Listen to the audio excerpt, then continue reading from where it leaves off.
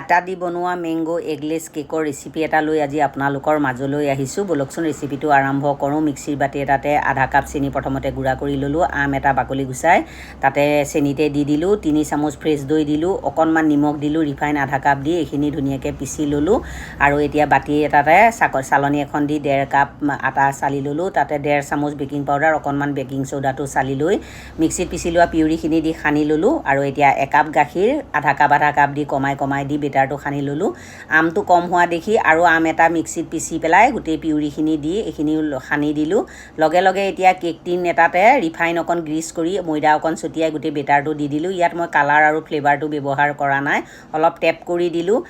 মোৰ অভেনটো অকণমান প্ৰিহিট কৰি থৈছিলোঁ, তাতে বাতিটো সুমুৱাই দি কমেও 35 মিনিটমানৰ কাৰণে ব্ৰেক কৰি ল'লোঁ। ধুনীয়াকৈ সিজি গৈছে, অলপ পাতলা হৈছে, ডাঙৰকৈ বনাইছোঁ।